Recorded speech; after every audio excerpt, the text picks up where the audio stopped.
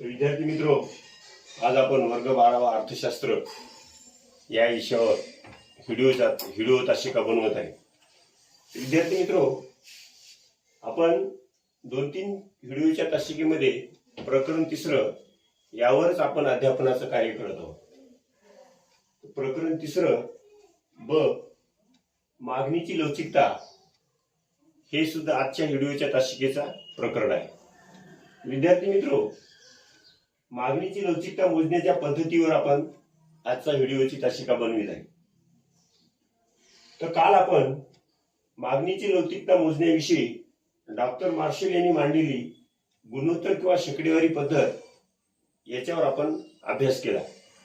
तर आजच्या व्हिडिओच्या तासिकेमध्ये मागणीची लवचिकता मापनाची जी दुसरी पद्धत आहे त्याला एकूण खर्चाची पद्धत असे म्हणतात। दुसरी जी पद्धत आहे त्याला काय म्हणतात? एकूण खर्चाची पद्धत। मागणीची लवचिकता मापनाच्या 3 पद्धती। पहिली पद्धत डॉक्टर मार्शल यांनी मांडलेली गुणोत्तर किंवा शेकडेवारी पद्धत, ही मागच्या व्हिडिओच्या तासिकेमध्ये आपण अभ्यासली आहे। आज दुसरी पद्धत आपण अभ्यासणार आहोत। दुसऱ्या पद्धतीचं नाव आहे एकूण खर्चाची पद्धत। आणि ही एकूण खर्चाची पद्धत ही सुद्धा डॉक्टर मार्शल यांनीच मांडलेली आहे असं आपल्याला म्हणता येईल।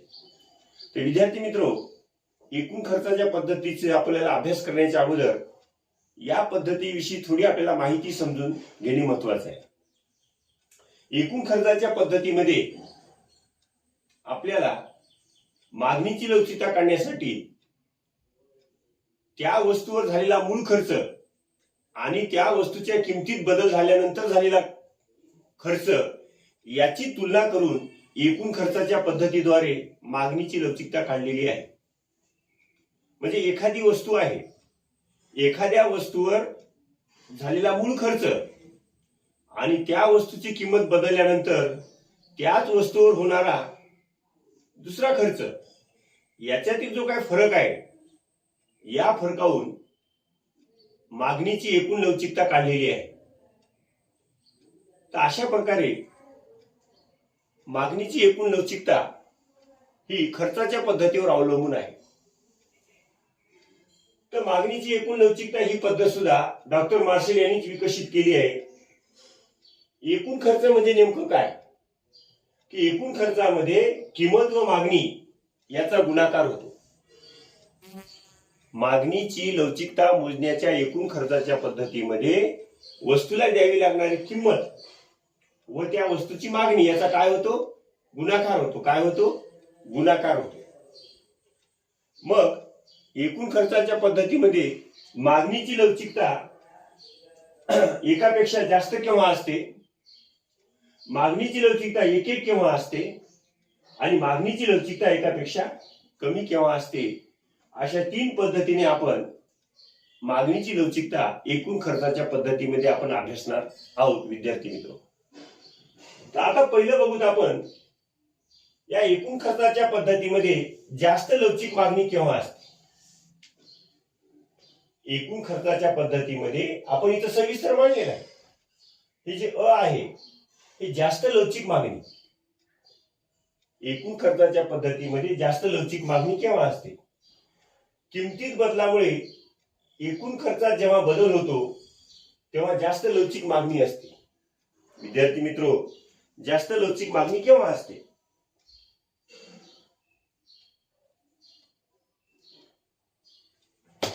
की जेव्हा वस्तूच्या किमतीतील बदलामुळे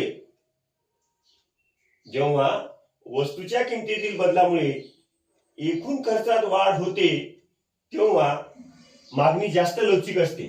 तेव्हा मागणी काय असते? जास्त लवचिक असते।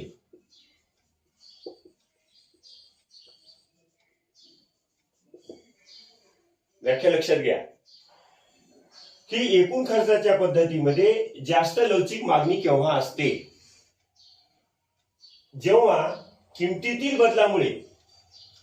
बदलामुळे एकूण खर्चात वाढ होते तेव्हा मागणी जास्त लवचिक असते। म्हणजे किमतीत जो काही बदल झाला आणि या बदलाचा परिणाम म्हणून, किमतीतील बदलाचा परिणाम म्हणून एकूण खर्चात जेव्हा वाढ होते तेव्हा जास्त लवचिक मागणी असते। आलं का लक्षात? मी दोनदा तीनदा का सांगतो? तुम्हाला लक्षात यावं म्हणून सांगतो की विद्यार्थी मित्रो, जास्त लवचिक मागणी केव्हा असते? पहिले आपल्याला व्याख्या समजून घेणं महत्वाचं आहे. जेव्हा किमतीतील बदलामुळे एकूण खर्चात वाढ होते तेव्हा मागणी जास्त लवचिक असते. म्हणजे किमतीतील बदल झाला आणि त्या किमतीतील बदल झाल्यामुळे जर त्या वस्तूवर होणाऱ्या एकूण खर्चात जर वाढ होत असेल तर त्या वस्तूची मागणी कशी असते? जास्त लवचिक असते. ही झाली एकूण खर्चाच्या पद्धतीमधली मागणी जास्त लवचिक केव्हा असते याची व्याख्या. आता क्रमांक आ आहे, एकक लवचिक मागणी केव्हा असते? जेव्हा किमतीतील वाढ व घट झाल्यास एकूण खर्च स्थिर राहते तेव्हा मागणी एकक असते. तेव्हा मागणीची लवचिकता काय असते? एकक असते. काय असते? एकक असते. समजून घ्या. जेव्हा किमतीत वाढ व घट झाल्यास एकूण खर्च स्थिर राहते तेव्हा मागणीची लवचिकता एकक असते. म्हणजे किमतीत एकूण खर्चाच्या पद्धतीमध्ये मागणीच्या एकक लवचिकतेमध्ये किमतीत वाढ झाली तरी म्हणजे खर्च तोच राहतो आणि किमतीत घट झाली तरी खर्च तोच राहतो. म्हणजे किमतीत वाढ आणि घट झाल्यास वस्तूवर केला जाणारा खर्च जर स्थिर राहत असेल, त्यामध्ये कोणताही बदल होत नसेल तर त्यास मागणीची लवचिकता एकक असे म्हणतात किंवा अशा वेळी मागणी ती लवचिकता एकक असते. म्हणजे किमतीत वाढ व घट झाली असता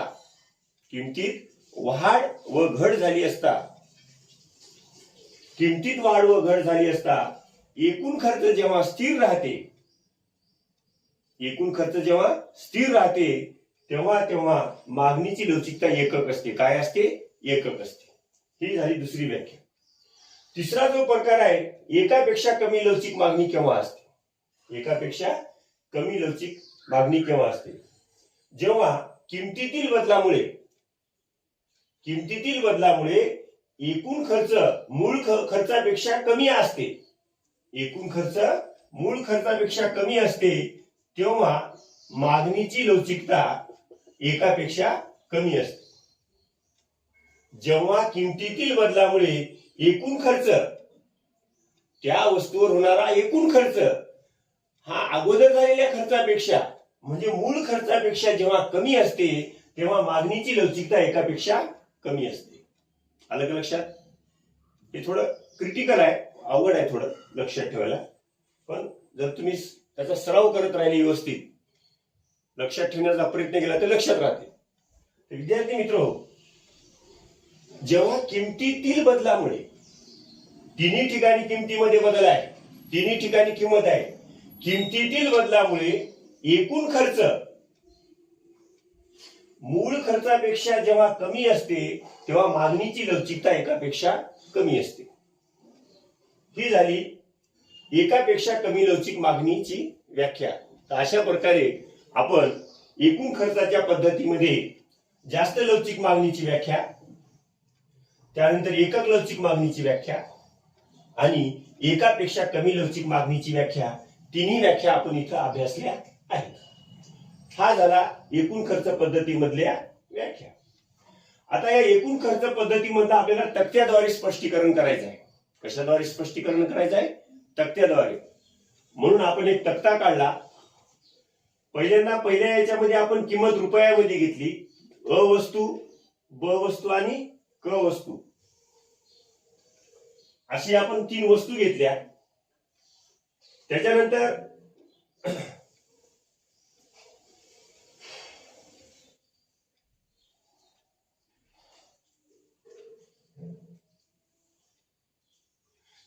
मागणी नगामध्ये घेतली.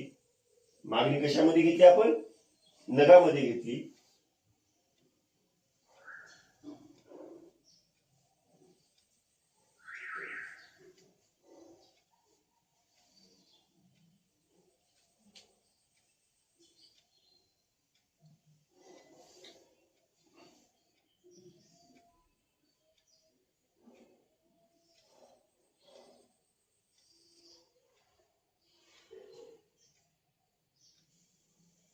दहा, 20, 30, 40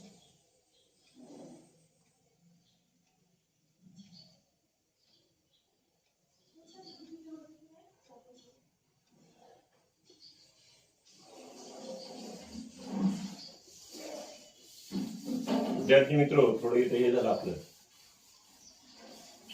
तर आपण पहिल्या याच्यात किंमत घेतली,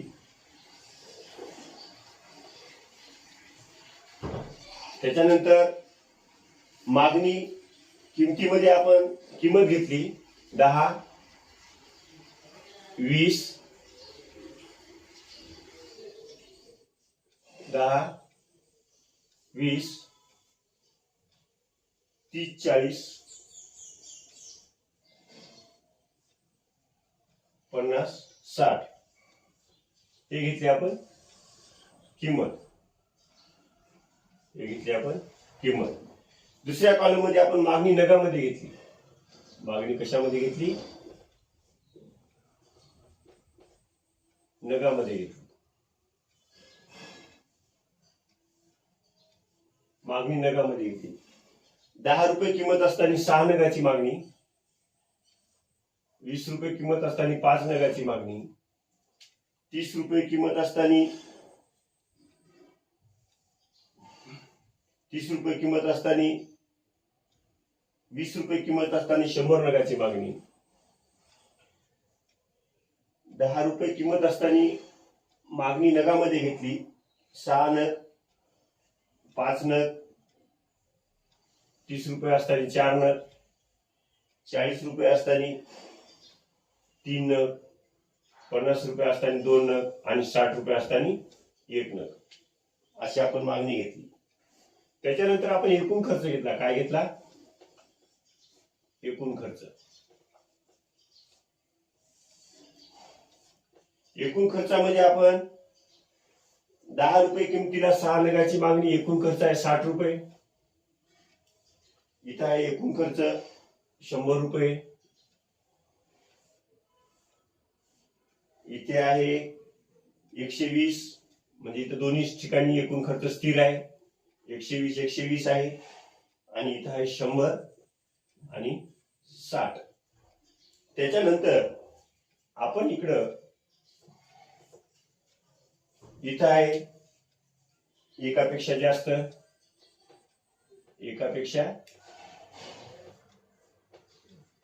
जास्त लवचिक मागणी,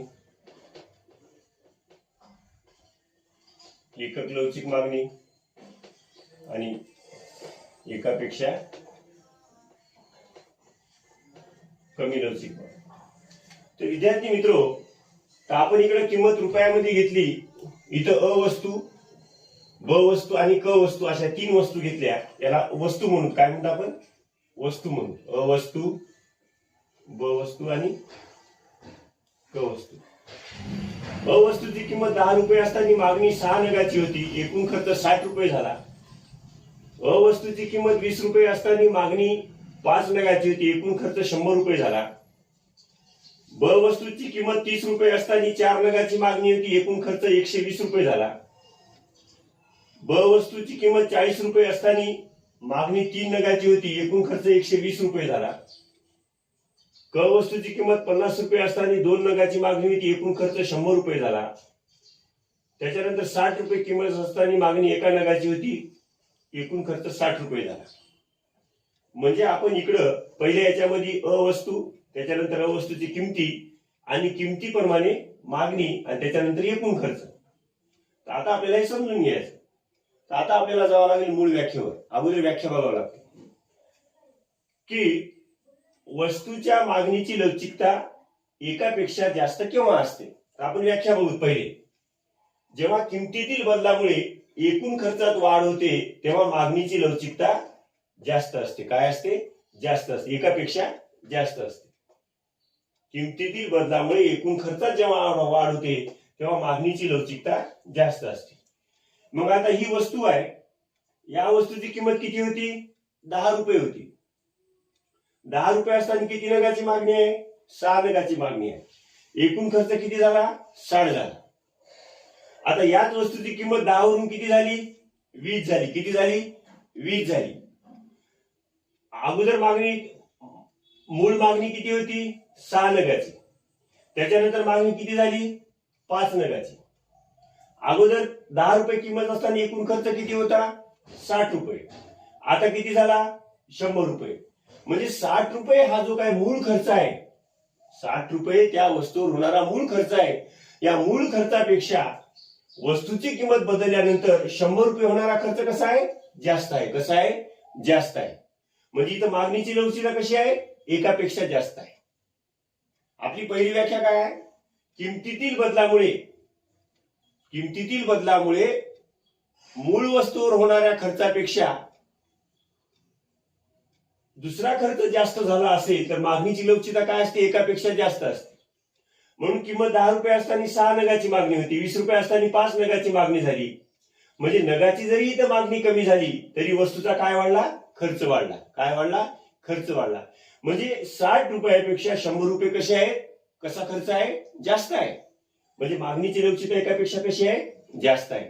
म्हणजे याचा अर्थ असा की जेव्हा किमतीतील बदलामुळे एकूण मूळ खर्चापेक्षा एकूण खर्चात वाढ होते तेव्हा मागणीची लवचिकता एकापेक्षा काय असते? जास्त असते. जेव्हा किमतीतील बदलामुळे मूळ खर्चापेक्षा एकूण खर्चात वाढ होते तेव्हा मागणीची लवचिकता काय असते? जास्त असते. म्हणजे इथं काय आहे? वस्तूच्या मागणीची लवचिकता कशी आहे? एकापेक्षा जास्त आहे. ही इथं आपण समजून घेतलं. आता दुसरं काय? मागणीची लवचिकता एक केव्हा असते? की जेव्हा किमतीतील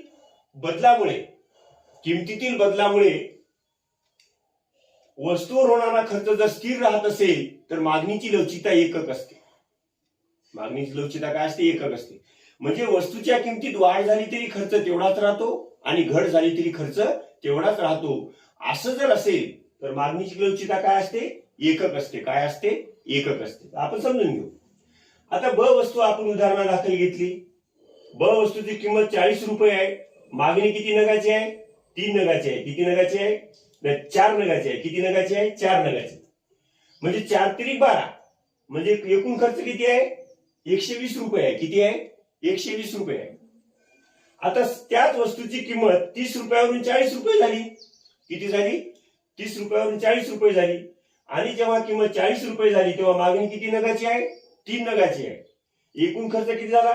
4 त्रिक 12 म्हणजे 120 रुपये. किती झाला? 120 रुपये. म्हणजे 30 रुपये असताना सुद्धा त्या वस्तूवर होणारा एक मूळ खर्च 120च आहे.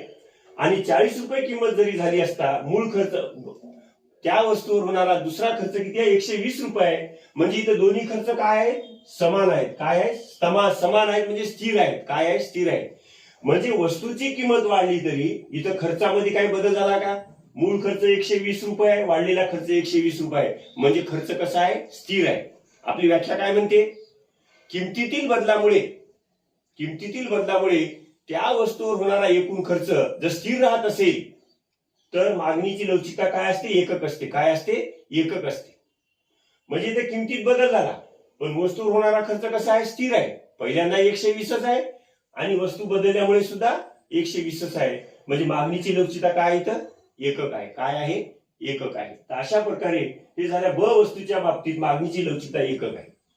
आता राहिला तिसरा प्रकार की मागणीची लवचिकता एकापेक्षा कमी केव्हा असते. आता आपण परत व्याख्येवर जाऊ.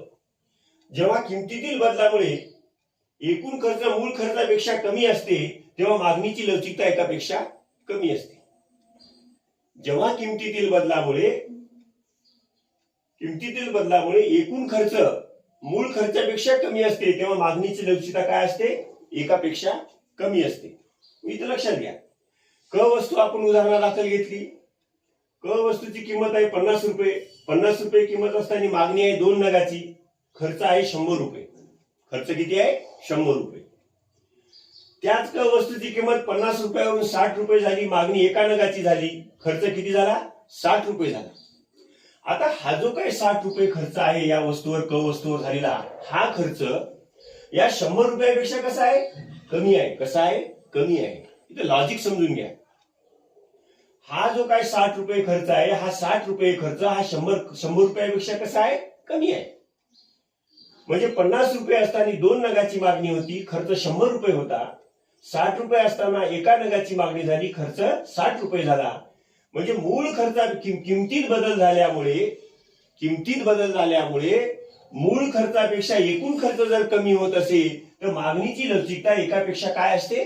कमी असते. काय असते? एकापेक्षा कमी असते. आणि नेमकं तेच इथं घडलेलं आहे.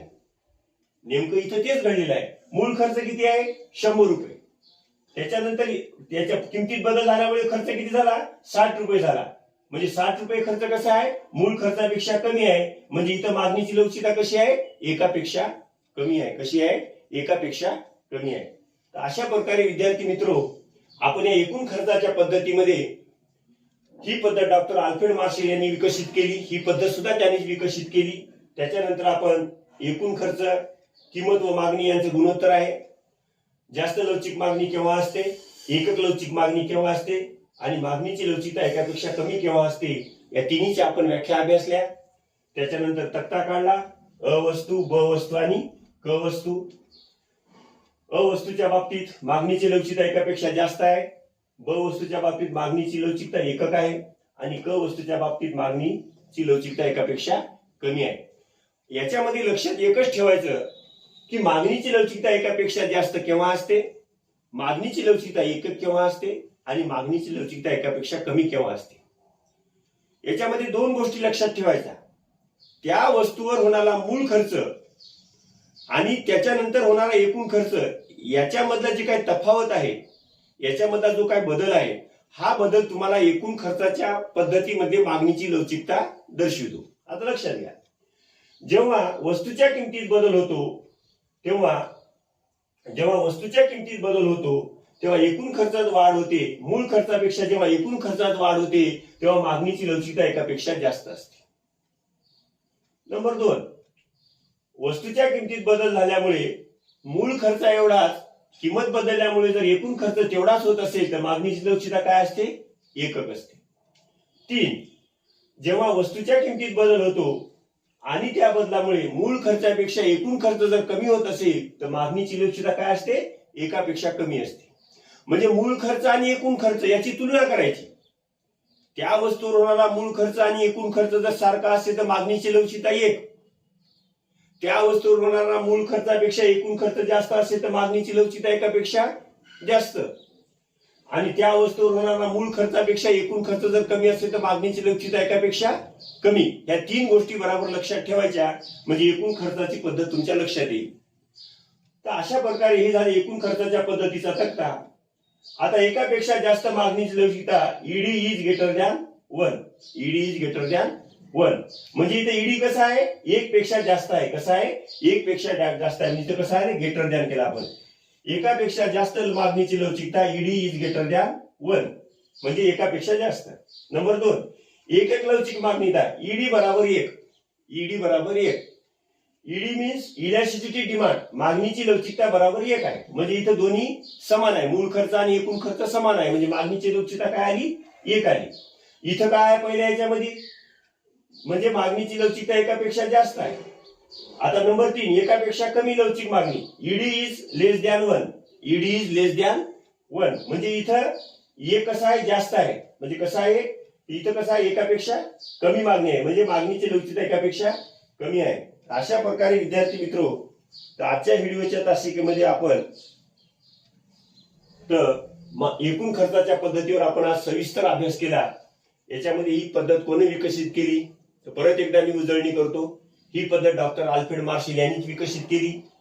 त्याच्यानंतर एकूण खर्च म्हणजे किंमत व मागणी यांचे गुणोत्तर होय, हे लक्षात ठेवा. त्याच्यानंतर एकूण खर्चाच्या पद्धतीमध्ये 3 प्रकारे आपण मागणीची लवचिकता मापली. जास्त लवचिक मागणी केव्हा असते, एकक लवचिक मागणी केव्हा असते आणि एकापेक्षा कमी लवचिक मागणी केव्हा असते, या तिन्हीची आपण व्याख्या अभ्यासल्या. त्याच्यानंतर एक तक्ता काढला. त्या तक्त्यामध्ये अ वस्तू, ब वस्तू, क वस्तू अशा 3 घेतल्या. 10, 20, 30, 40, 50, 60 अशा आपण किमती घेतल्या. इकडे मागणी नगामध्ये घेतली 6, 5, 4, 3, 2 आणि 1. त्याच्यानंतर एकूण खर्च घेतला 60 आणि 100. याची तुलना केली असता 60 पेक्षा 100 जास्त आहे. म्हणजे मागणीची लवचिकता एकापेक्षा जास्त आहे. इथं मूळ खर्च आणि एकूण खर्च सारखाच आहे. म्हणजे मागणीची लवचिकता एकक आहे. इथं मूळ खर्चापेक्षा एकूण खर्च कमी आहे. म्हणजे मागणीची लवचिकता एकापेक्षा कमी आहे. विद्यार्थी मित्रो, अशा प्रकारे आजच्या व्हिडिओच्या तासिकेमध्ये आपण किंमत मागणीची लवचिकता मोजण्याच्या ज्या काही 3 पद्धती आहेत, तर मागच्या व्हिडिओच्या तासिकेमध्ये आपण डॉक्टर मार्शल यांनी मांडलेली शेतमान शेकडेवारी गुणोत्तर पद्धत यावर आपण सविस्तर चर्चा केली. आजच्या व्हिडिओच्या तासिकेमध्ये आपण फक्त एकच घेतली आपण, एकूण खर्चाची पद्धत हीच अभ्यासाला घेतली, त्याच्यावर आपण सविस्तर चर्चा केली विद्यार्थी मित्र. तर हा व्हिडिओ कसा वाटला हे मला कळण्यासाठी सबस्क्राईब करा, कमेंट्स करा, लाईक करा आणि शेअर करा. आणि काय अडचण असल्यास मला या क्रमांकावर माझ्या फोन करा. आणि परत परत व्हिडिओ तुम्ही बघत राहा. एक वही घ्या, वहीवर हे तक्ता काढा, तक्ता काढून तो तक्ता तुम्ही समजून घ्या. काहीतरी एकदम सोपं आहे, फक्त एक लॉजिक असते आणि ते एक तुम्ही लक्षात ठेवले की ते तुम्हाला लक्षात येऊन जाते. तर अशा प्रकारे विद्यार्थी मित्र, पुढच्या व्हिडिओच्या तासिकेमध्ये आपण ही भूमिती पद्धत किंवा बिंदू पद्धत याच्यावर आपण सविस्तर अभ्यास करू विद्यार्थी मित्र.